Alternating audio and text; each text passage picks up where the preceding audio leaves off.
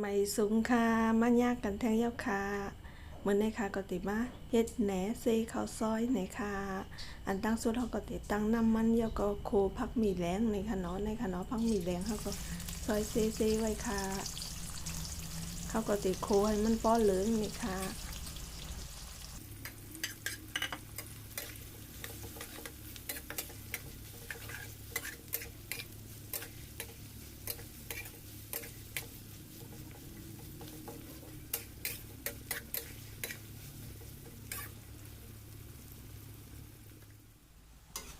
ในค่ะพักมีแรงเขาก็เหลืองเย้าในค่ะเนาะ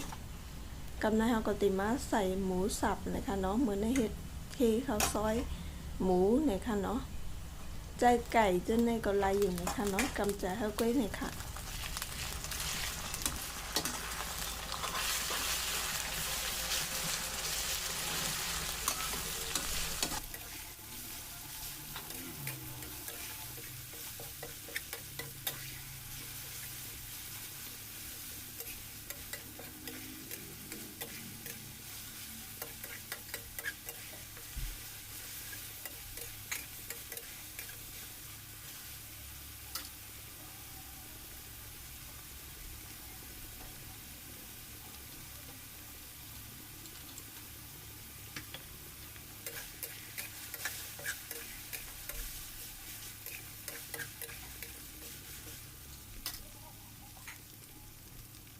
เนื้อหมูเขาสุกเย้าเนี่ยก็ใส่มะเขือส้มนะคะเนาะมะเขือส้มเนี่ยก็เขาก็ซอยเล็กๆซึ่งไหนก็ใส่นะคะเนาะมันก็ติดจิ้วซุกนะคะเนาะซุกง่ายนะคะ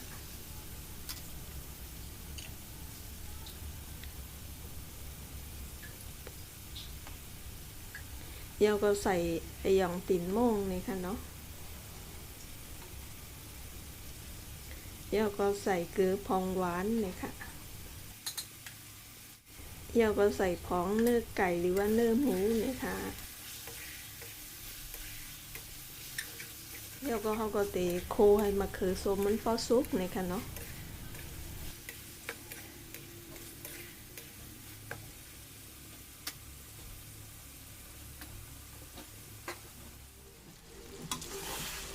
ในค่ะมะเขือส้มเขาก็ซุกเย้าเนี่ยก็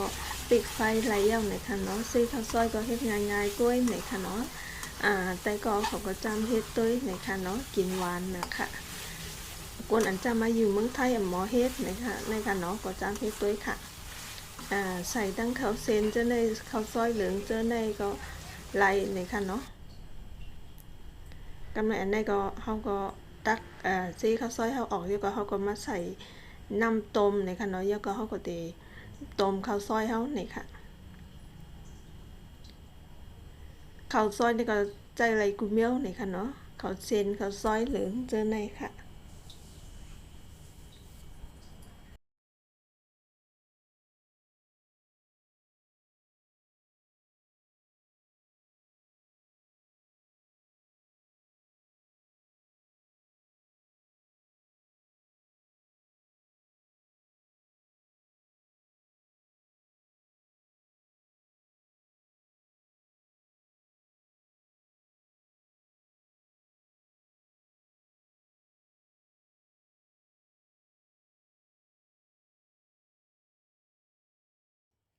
อันนี้ก็จะเฮ็ดกินข้าวซอยโกเนี่ยค่ะเนาะใส่น้ำอีกนึงเนี่ยค่ะแล้วก็ใส่เคข้าวซอยเขาค่ะแล้วก็ใส่หมักพริกโคค่ะแล้วก็ติมีโทลิ้นนะคะเนาะแล้วก็ติมีผักหมี่โคค่ะแล้วก็ติมีจังยิ้วค่ะแล้วก็มีผักบีผักกี้นะคะเนาะเพราะว่าเก๊กส้มเนี่ยก็ใส่บีบหมักพาใส่นะคะเนาะมีกันนายก้วยนะคะเนาะง่ายๆก้วยค่ะ